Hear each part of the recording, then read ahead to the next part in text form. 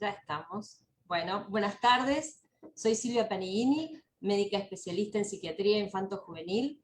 Estoy a cargo del sector de psiquiatría infanto-juvenil de FLENI y hoy estoy aquí junto a la licenciada Natalia Schattenhofer, psicóloga, y el doctor Leandro Ale, médico psiquiatra, ambos del Servicio de Psiquiatría de Adultos.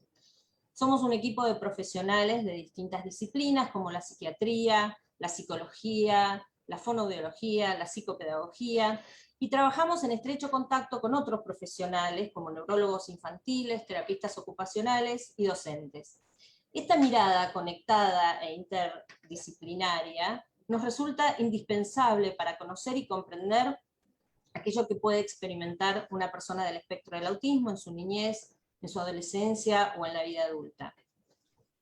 Sabemos que las condiciones del espectro autista se definen clínicamente. Esto quiere decir a través de la observación de las conductas y de la toma de datos a través de la historia del desarrollo, de la historia de los antecedentes de la persona. ¿Y qué conductas o qué antecedentes tenemos que tener en cuenta para pensar en un diagnóstico de autismo? Vamos a hablar de dos grandes áreas. En primer lugar, todo lo referente a la comunicación y a la interacción social. Cuando hablamos de bebés o chicos chiquitos, nos preguntamos, ¿nos mira a los ojos? ¿Nos sonríe cuando le hablamos? ¿Le interesan otros chicos o otros adultos? ¿O está más interesado en los objetos? ¿Cómo se comunica? Y no nos referimos a si habla o no, porque la comunicación es previa al lenguaje. Comunicar puede ser señalar, ya es expresar un interés en algo, comunicar un gusto, o traer un objeto, es comunicar un interés por algo que le importa. En el juego también podemos ver esa interacción social de la que hablamos, ver si juega con otros chicos o con sus familiares, si hay un ida y vuelta en ese juego, si vemos imaginación. Esto lo estamos diciendo en chicos, o sea, entre el año y los 2 años y medio, 3 años. Después, más adelante, los desafíos en la comunicación y en la interacción social van tomando otras características. En chicos en edad escolar, por ejemplo, se pueden ver dificultades para hacer amistades, en interpretar las señales sociales más complejas, qué decir, cómo decirlo, en qué circunstancias decir o no algo, cómo interpretar los gestos o los comentarios de otros, cuándo unirse a una conversación o a un juego y de qué manera hacerlo. Estas son todas las características que forman parte de la comunicación y la interacción social, pero habíamos hablado de dos grandes áreas, y la segunda, que es en la que se va a explayar después Natalia un poquito más adelante, tiene que ver con un aspecto de rigidez que puede verse en los pensamientos o en la conducta. Rigidez o inflexibilidad, por ejemplo, a través de movimientos repetitivos o aspectos del habla repetitivas, cierta inflexibilidad en las costumbres o en las rutinas, o intereses muy específicos, muy intensos por ciertos temas o por ciertos objetos. Típicamente también podemos ver sensibilidad a veces aumentada a ciertos estímulos, o sea, una hiperreactividad que puede verse en los sonidos o en ciertas texturas, o al revés, en menos, una hiporreactividad como puede ser al dolor o a las temperaturas. Estas dificultades en el procesamiento sensorial pueden causar dificultades en la alimentación o en la adaptación a distintos ambientes. Ahora, lo que puede llamar bastante la atención es que si bien hay criterios diagnósticos que definen la condición, la mayoría de las veces los chicos con autismo son muy diferentes entre sí, tanto que parecería que no compartieran el mismo diagnóstico. ¿Por qué hay tantas diferencias? ¿Por qué la presentación clínica es lo que llamamos tan heterogénea?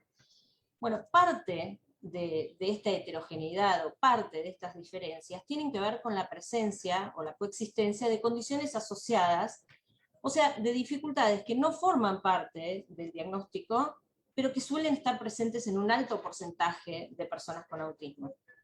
Es que raramente el autismo se da como un hecho aislado.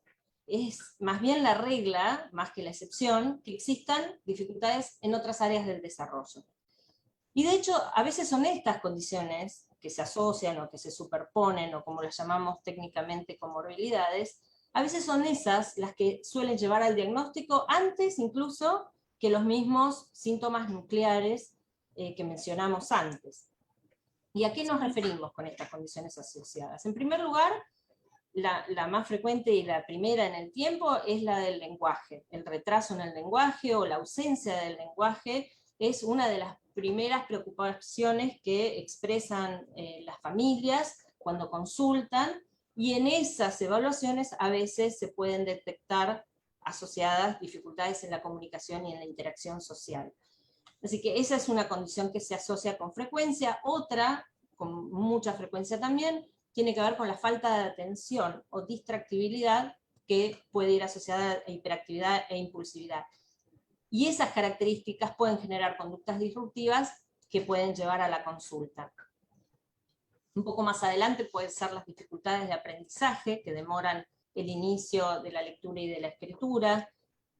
Otras veces son los retrasos globales o discapacidad intelectual, que pueden estar presentes en un porcentaje de niños con autismo. Por eso antes recalcaba la importancia del equipo multidisciplinario, porque son esas muchas miradas las que nos van a permitir ver con amplitud todo lo que le esté pasando a un chico en distintos niveles, y no quedarnos con un único aspecto, por ejemplo, que solo un profesional de una disciplina evalúe al niño, a la niña o al adolescente, y nos quedemos con esa única mirada y no poder chequear todas las otras áreas del desarrollo. Y esto lo vemos frecuentemente como una barrera en el desarrollo de los chicos.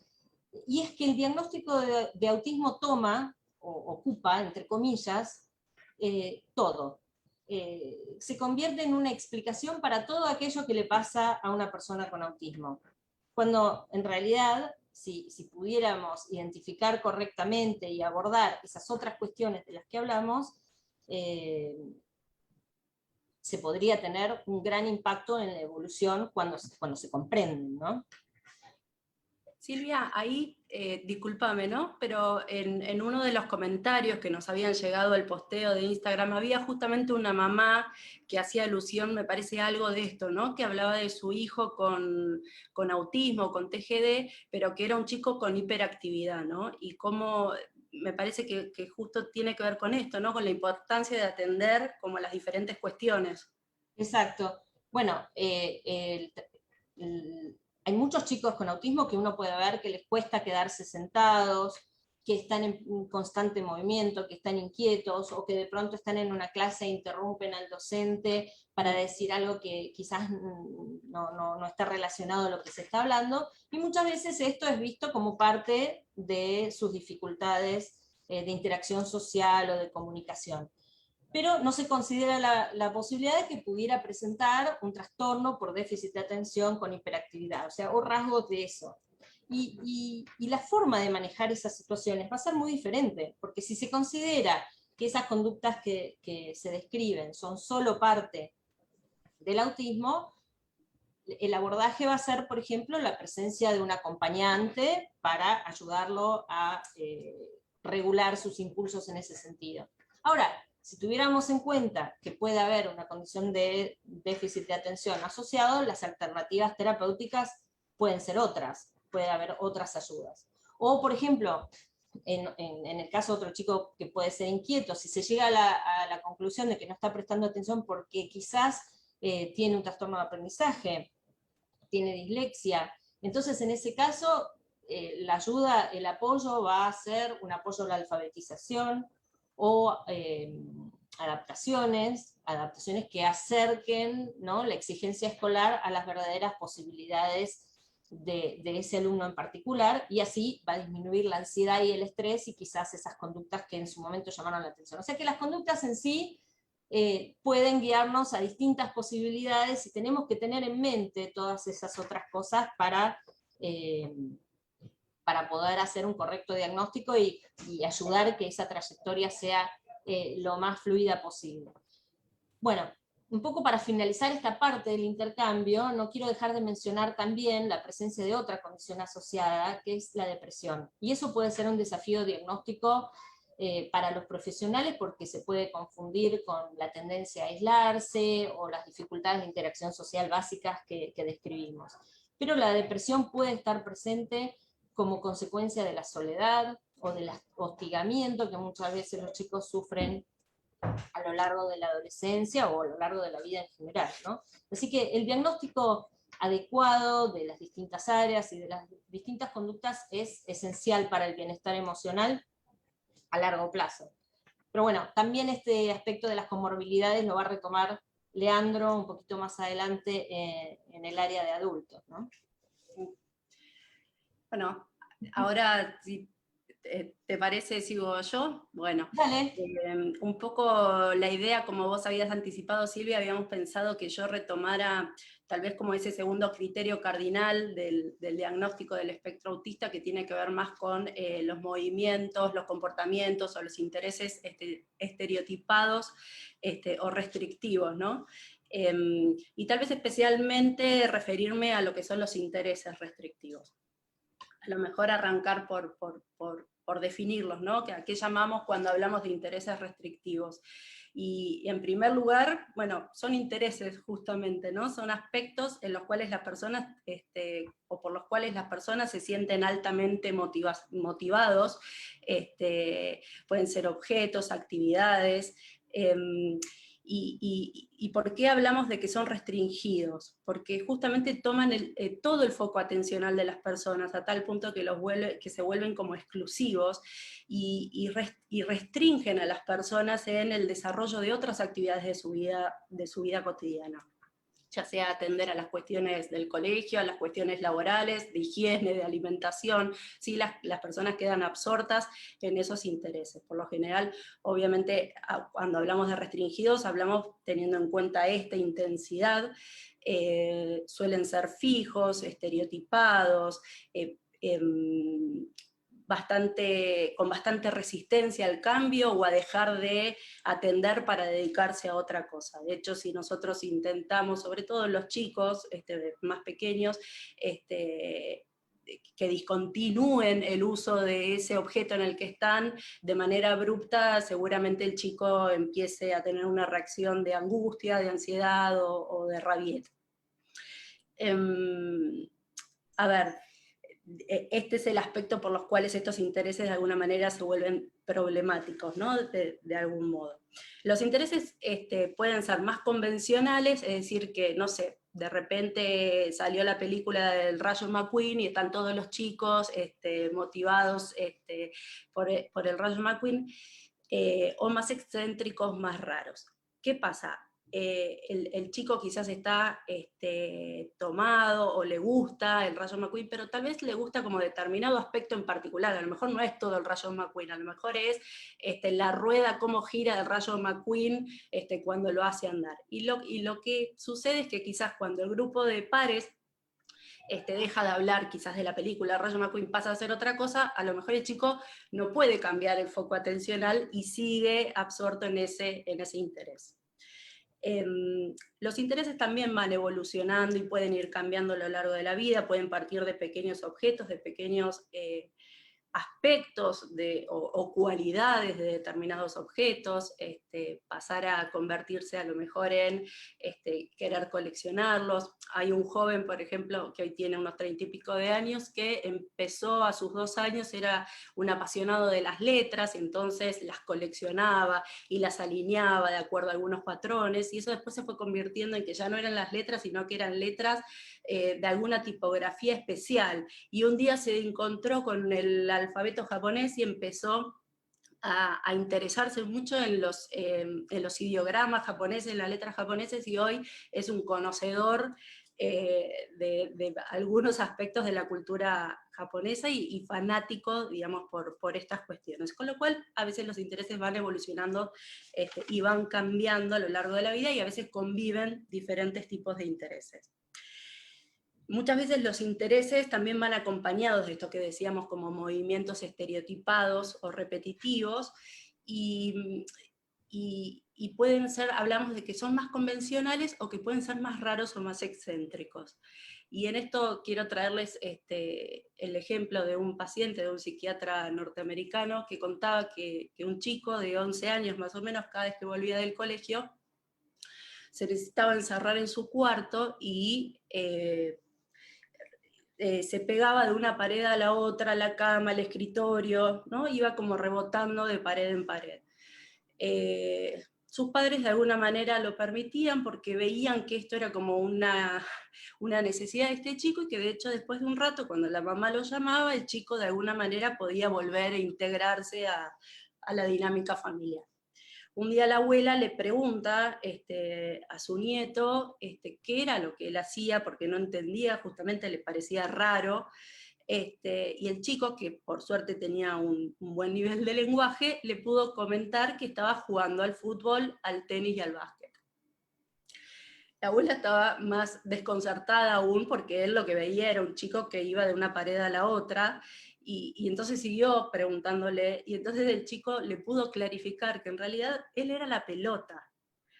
Entonces, cómo de repente ese comportamiento del chico pasó a tener realmente mucho sentido. Y a esto agregarle, ¿no? Cómo muchas veces las personas dentro del espectro tienen una mirada diferente a las que pueden tener un neurotípico, o que ponen acento, o ven detalles que a lo mejor un neurotípico no. ¿No? Entonces la abuela, claro, intentaba ver un jugador de tenis y nunca se hubiera imaginado que era una pelota la que estaba escenificando este chico. Entonces, digamos, este ejemplo me da pie también a hablar de la importancia que tienen la función, digamos, la función que tienen estos intereses, y que una de las funciones es justamente regular la ansiedad, las emociones. Este chico necesitaba tener esa actividad para poder relajarse, para poder desestresarse de todo el desafío que a él le había implicado toda la jornada escolar, el tener que estar en esa interacción social continua. Y entonces los padres entendían, y esto es muy importante, entender y poder respetar a veces como esos momentos, para que la persona pueda como volver al eje y regularse, para volver a atender a otras cuestiones. Entonces, cuando nosotros, por ejemplo, le pedimos a un niño, o inclusive un adulto, un adolescente, hace un esfuerzo por a lo mejor asistir a una reunión familiar que sabemos que no le gusta, o que hay muchos chicos que hacen mucho ruido, y tal vez eso los empieza a irritar, y la persona bueno, accede a ir, poder, digamos, permitirles después, a lo mejor si esa persona necesita, bueno, aislarse un tiempo en su cuarto, ponerse los auriculares con la música, para poder regularse nuevamente. Entonces, esta es una de las funciones que muchas veces cumplen estos intereses, y por eso se aferran tanto a esas actividades. Otra función, y creo que es enorme, digamos, en importancia, es que son fuentes de placer. Por eso se llaman intereses, porque las personas están altamente motivadas y encuentran un nivel de satisfacción muy grande en dedicarse a eso, a estudiar la hormiga colorada que habita en el sur de Italia. Bueno, esto les produce mucha satisfacción, y sobre todo, muchas veces, como son muy estudiosos, o porque se pasan muchas horas de su vida abocados a manipular y a estudiar los objetos, o las cuestiones asociadas a esos objetos, se vuelven expertos en esa materia. Y desde ese lugar, muchas veces sucede que pasan de ser, entre sus grupos de compañeros, de los chicos solitarios, o los chicos medio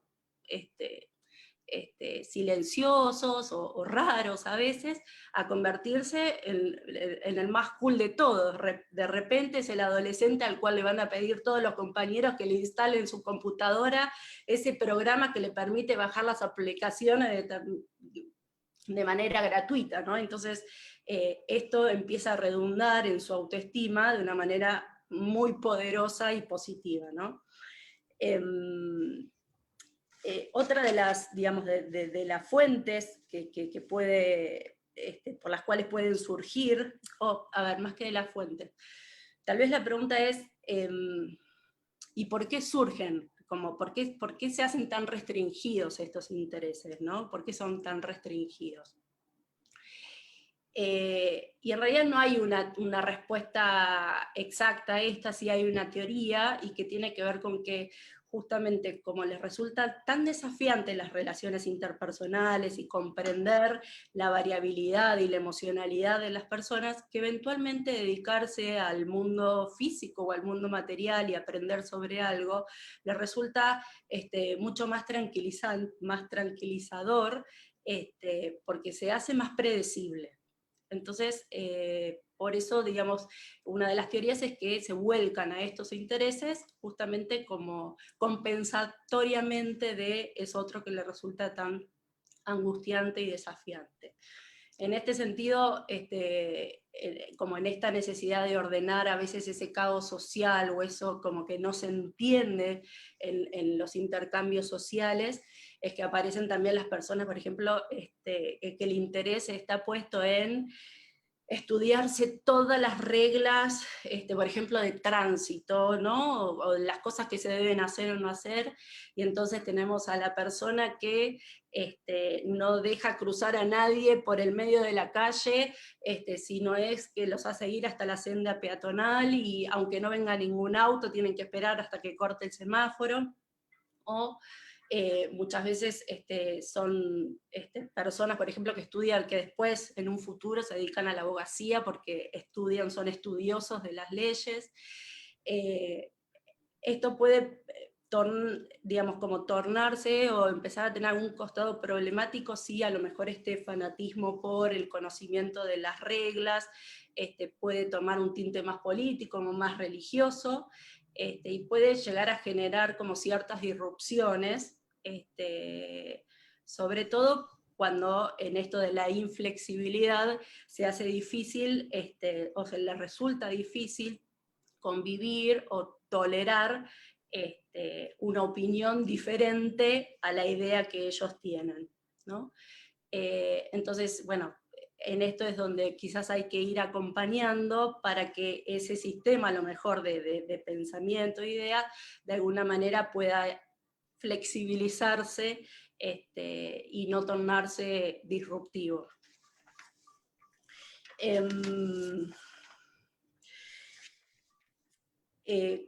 Muchas veces llegan las familias agobiadas o preguntándonos, bueno, ¿cómo hacer? Porque a veces cuando estos intereses se imponen demasiado, pueden, digamos, quedar descontextualizados, y de repente el chico necesita, este ejemplo, ¿no? Como correr de un lado a otro, jugar al fútbol, al tenis y al básquet en el medio de una ceremonia religiosa, por ejemplo, ¿no? Entonces, obviamente que en esas circunstancias hay que ir encontrando la manera de gestionar estos intereses. Es decir, ¿y cómo lo gestionamos? Una buena manera es desde chicos, ¿no? Como ir poniéndolos en agenda, es decir, que tengan un tiempo que funcionen inclusive como reforzadores. Bueno, primero vamos a hacer esto, anticiparlo, ¿no? Anticipar cuándo lo va a usar, cuándo va a tener que dejar de usarlo, una vez que se cumple el tiempo pactado, retirarlo de la vista y quizás proponerle una actividad que también le resulte placentera, aunque no tanto. Tener en cuenta que los intereses son la vía de entrada a la interacción con ellos, sobre todo desde muy chiquitos. Sabemos que si nosotros queremos captar su atención, la atención de estos chicos, no tenemos que insistir en nuestras sugerencias, sino que todo lo contrario. Si nosotros vamos a atender y nos interesamos por las cosas en las que ellos están interesados, seguramente vamos a lograr ahí un momento de encuentro y de interacción con esos chicos. Y desde ese lugar vamos a poder ir desplegando interacciones cada vez más complejas, que favorezcan ese desarrollo. Después hay un aspecto, digamos, los que tienen que ver únicamente con los intereses que pueden llegar a resultar dañinos, o estos ejemplos que les daba antes, si es necesario de alguna manera desalentarlos o rederivarlos, porque obviamente que en la medida que los chicos van creciendo y van teniendo más autonomía y se van manejando con más independencia, pueden llegar a verse como envueltos en situaciones sociales complicadas. Entonces, bueno, cuando se trata de este tipo de intereses, acompañados de explicación adecuada al nivel de entendimiento, o con historias sociales o con pictogramas, para que la persona entienda y de alguna manera colabore con la necesidad de ir dejando como en desuso esa actividad o transformándola de un modo que sea menos disruptiva. Ahora, hay una parte que tal vez es la que a mí más me gusta, que es como la parte positiva, ¿no? Está la parte más problemática, si se quiere, que tiene que ver con esto de lo restringido, y la parte positiva que tiene que ver con la parte de los intereses. Y que en realidad justamente esta intensidad y este frenesí por esos objetos o por esas actividades, como les decía antes, muchas veces los convierten en expertos o en grandes dibujantes o en grandes programadores o grandes expertos en alguna materia a veces muy específica, pero y que son potenciales fuentes laborales, ¿no? Que además son cosas para las cuales ellos desarrollan habilidad, en las cuales están interesados y que seguramente si ellos pueden dedicarse a eso van a sentirse también muy felices. Lo que pasa que quizás como familias y como, bueno, equipo en general, hay que ir acompañando para tratar de darles a esos intereses mayor funcionalidad o ir ampliándolos. Por ejemplo, este chico del que les hablaba, que era fanático, finalmente era fanático de las letras japonesas y de la cultura japonesa, con la ayuda de su familia, de los terapeutas, consiguió un trabajo en un colegio japonés para hacer tareas administrativas. Nada, a él eso no le gustaba, no le resultaba ni siquiera desafiante a nivel cognitivo, pero él consiguió que en el colegio le permitieran ocuparse del diseño, de la idea, de algunos de los eventos, de los actos tradicionales de la cultura japonesa, y que pudiera de alguna manera sugerir ideas. Bueno, esto a él lo súper motivaba, esto era lo que a él le gustaba, y lo que de alguna manera le funcionaba como reforzador y lo que le permitía hacer esa tarea administrativa que la hacía rápido, no le revestía ninguna dificultad, pero era por la cual le estaban pagando su sueldo, para después poder abocarse a esto otro, que era lo que a él lo apasionaba. Entonces, digamos, como él pudo encontrar y o darle mayor funcionalidad a esto que a él siempre le había gustado tanto. Y para cerrar también, digamos, en este mismo sentido, tal vez traer este ejemplo que vos me contabas, Silvia, la semana pasada, de un paciente conocido tuyo, que era un apasionado de las fuentes de agua de la ciudad, y que bueno, que un día charlando con la mamá, se les ocurrió proponerle que por qué no diseñaba el sistema de riego de la casa. Bueno, me imagino que al principio debe haber habido cierta resistencia, porque no era exactamente lo que a él le interesaba, pero quizás con el acompañamiento, por lo que me contaste, Silvia, él se embarcó en ese proyecto, estuvo fabuloso, lo hizo muy bien, y quién dice, ¿no?, que el día de mañana quizás esa pueda ser su salida laboral. Que de vuelta, que le dé un ingreso, que sea algo para lo que tiene habilidad, y encima algo en lo que se siente feliz. ¿Quién no quiere un trabajo así, no? Pero bueno, hasta acá llegó por ahora. Si querés, Lean. Como no, bueno, primero saludarlos a todos y decirles buenas tardes y un poco darles la bienvenida a esta nueva forma de comunicarnos, que un poco la pandemia lo que hizo fue como invitarlo a que se haga más rápido, pero bueno, nos vamos como todos adaptando también a nuevas formas y maneras de comunicación que la celebro y creo que están muy buenas. Y me quedaba escuchándola a ustedes dos y decía, claro, los chicos crecen y ahí es donde por ahí empiezan a aparecer en el consultorio de adultos y a veces por ahí tenemos la suerte de que estas inquietudes que aparecieron de chicos o estas inquietudes de los chicos o de las mamás hayan podido ser de alguna forma correctamente evacuadas y los chicos puedan tener un correcto diagnóstico y de esta manera empezar a brindarle herramientas que le permitan poco a poco ir siguiendo su deseo. Y eso a veces en adultos no pasa, a veces llegan algunos pacientes que no están correctamente diagnosticados, que han estado a los tumbos y la han pasado mal y no han logrado tampoco por ahí sentirse mejor. Y es raro, pero suele ocurrir y es donde por ahí nosotros podemos brindarle una respuesta a su pregunta, una respuesta a lo que sienten, a lo que les está pasando, y ahí por ahí empezar a caminar un camino un poco más fructífero y de acomodación. También en adultos con condición TEA se ven algunas intercurrencias, algunas comorbilidades que están principalmente ligados a los trastornos del estado de ánimo y a los trastornos de ansiedad.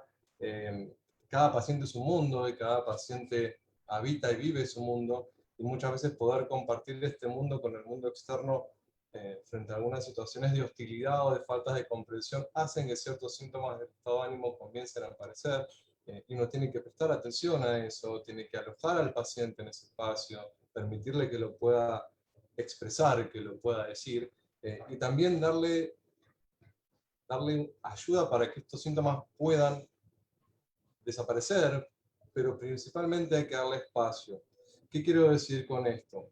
Que no todo tiene que ser entendido por el TEA. Un paciente con una condición de TEA les pueden estar pasando otras cosas aparte de esto, y esto hay que escucharlo y hay que poder diagnosticarlo y permitirle tener también un tratamiento para esto. ¿Sí? Los pacientes crecen, cambian los intereses, cambian las preguntas, cambian los desafíos, de golpe se acabó el cole y se puede estudiar en la universidad, qué es lo que quiero estudiar, estoy en pareja, me quiero casar.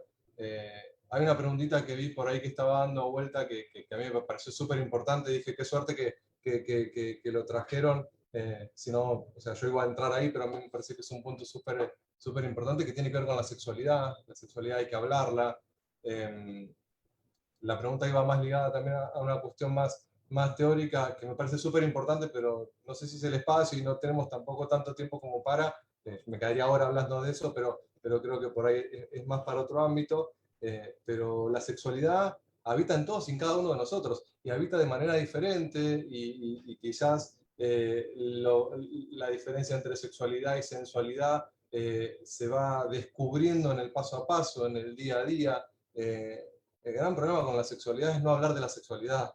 Es que por ahí un paciente llega a su adultez sin haber nunca poder expresado qué siente, qué le pasa, qué se le mueve, qué pregunta le genera, ¿no? Y creo que poder darle un espacio a esto es súper importante.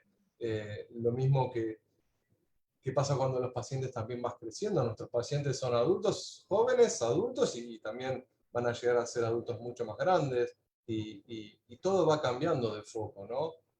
Más allá de que hay que prestar atención a los aspectos de ansiedad que puedan aparecer, o a los aspectos del ánimo que puedan aparecer, que a veces uno cuando piensa en depresión piensa en alguien en una cama llorando triste, y la depresión por ahí no tiene nada que ver con eso, tiene que ver con perder las ganas, con perder el foco, con perder de alguna forma u otra la forma de disfrute, con estar enojado, con estar irritable, con estar aislado, con estar hostil, ¿no? La pandemia un poco llevó a que muestra muchas de nuestras rutinas o de nuestros espacios se vieran, sí, cercenados por una cuestión completamente lógica, ¿no? Y de cuidado, pero también poder adecuarse a eso y poder aceptar esto y manejar esta frustración es también un desafío, y muchas veces pueden aparecer síntomas de inquietud o también síntomas de irritabilidad y de enojo que están tan ligados a esto. O sea, no lo tenemos que olvidar y tenemos que poder como alojarlos, darles un espacio y, como decía yo antes, ¿no? Poder habitar el pequeño mundo interno que cada uno de nosotros tenemos y que nuestros pacientes nos dan el lujo de poder compartirlo, y de esta forma poder juntos trabajar para que cada día sea más auténtico, fidedigno y adecuado a uno mismo, ¿no?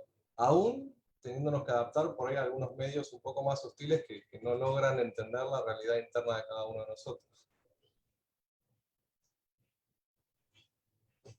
Bueno, quizás, no sé si te parece, Leandro, que Ay, vayamos tomando algunas preguntas, ¿les parece? sí, Dale, acá dale. veo una que tal vez la contestaría, o qué sé yo, la tomaría yo para conversarla eventualmente. Preguntan, a medida que van creciendo, esos intereses aumentan, se mantienen igual en grado de intensidad. En realidad, los intereses pueden ir variando, un interés se puede ir desplegando, puede ir derivando, se puede abandonar y puede aparecer otro, de mayor o menor intensidad también.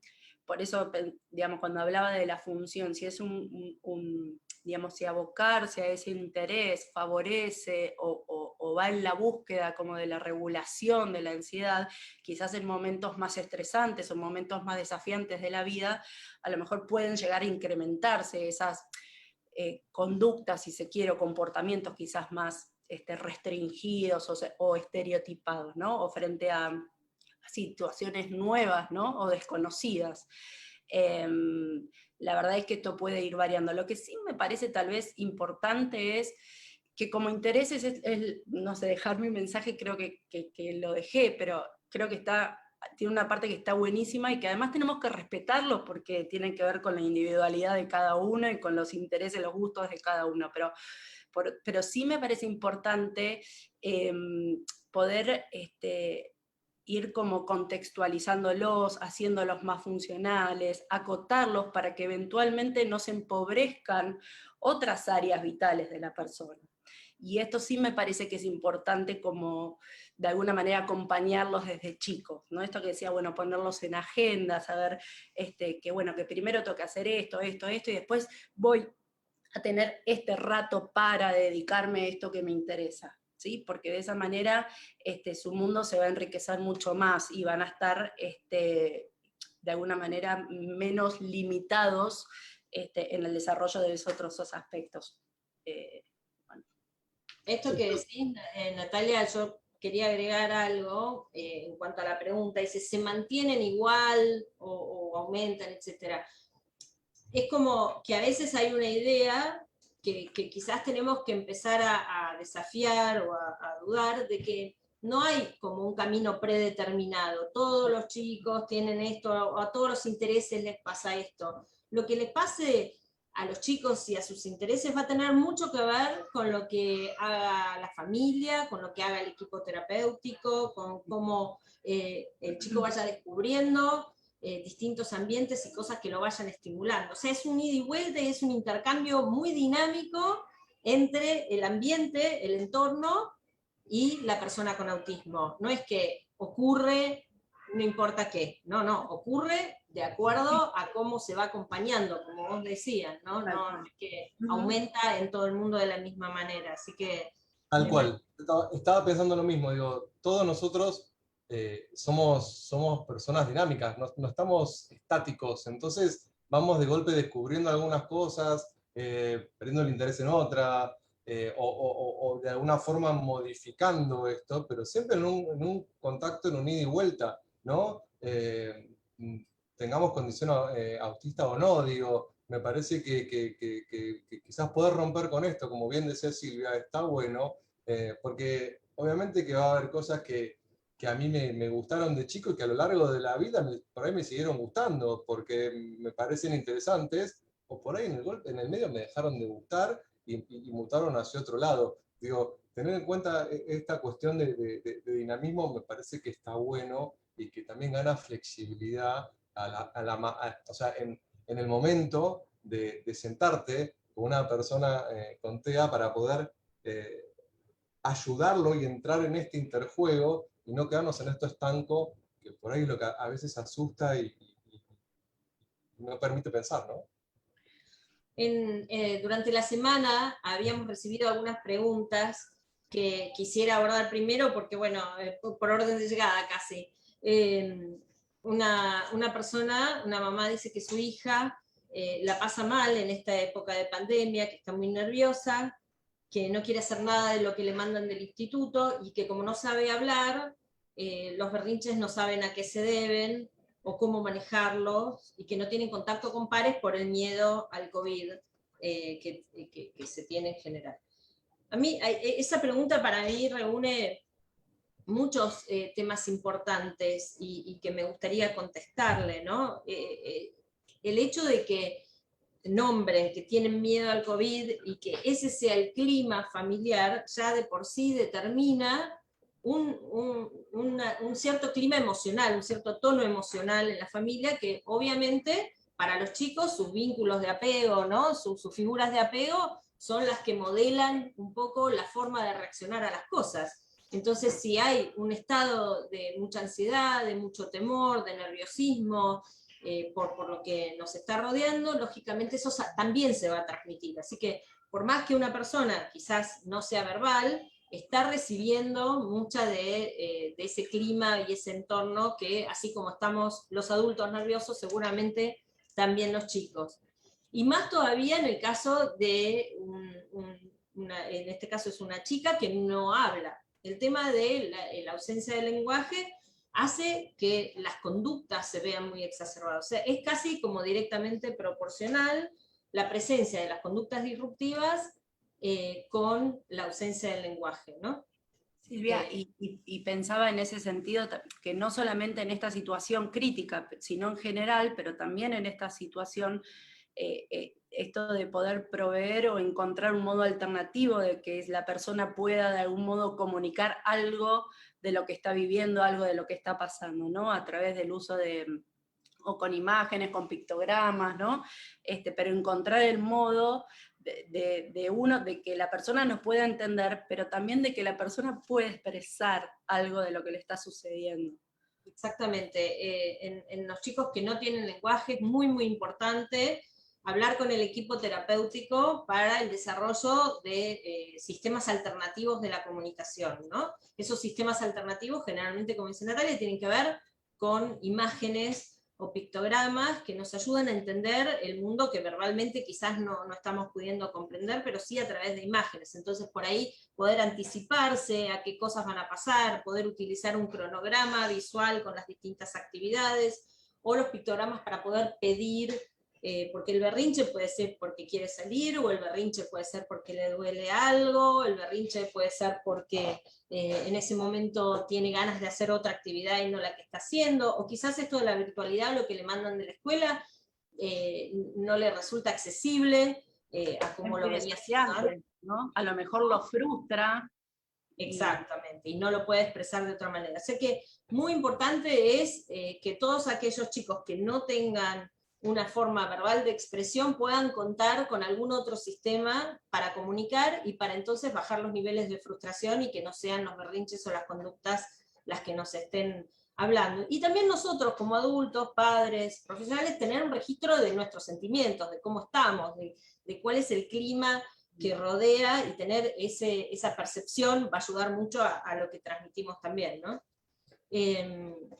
Hay también alguna pregunta respecto a cómo se hace el correcto diagnóstico. No sé si se refiere a las condiciones asociadas o en general al diagnóstico de autismo en general. Y la verdad es que lo que es importante es asegurarse de estar en un equipo, como decíamos antes, que tenga varias disciplinas, por lo menos dos.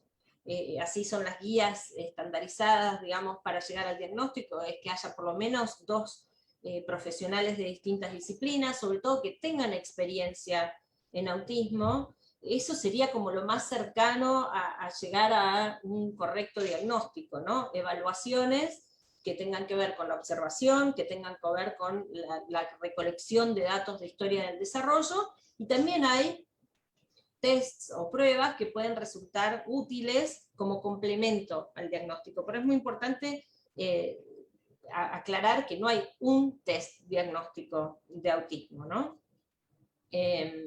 Otra persona, Carmen, acá pregunta si hay jardines especializados para niños con TEA, y qué lugares de tratamiento o qué tipo de tratamiento se aconseja. Acá otra vez es muy importante hablar del perfil de cada chico. No es que para una persona con autismo hay un tratamiento determinado, sino para cada persona con autismo, y de acuerdo a su particular perfil, va a haber un abordaje. Y a su familia también, ¿no? Y al contexto donde está. Y el contexto familiar, el contexto geográfico, bueno, todo el entorno, ¿no es cierto? ¿Qué es lo que hay disponible y qué es lo que se tiene ganas de hacer? Y de acuerdo a cada chico. Entonces, de acuerdo a la pregunta, es decir, bueno, si en un chico tiene 2 años y el mayor desafío es lo sensorial, uno puede empezar por una terapia ocupacional de integración sensorial, y luego, una vez que eso ya se reguló, poder empezar con algo que tenga que ver con el lenguaje, o por ahí es un chico que no tiene ninguna dificultad de lenguaje y en realidad es lo social, entonces vamos a hacer una terapia que tenga más que ver con el juego y la interacción. O sea, no hay un tratamiento que uno aconseja, sino uno aconseja evaluar a un niño en detalle para conocer su perfil y saber qué es lo que necesita particularmente, ¿no?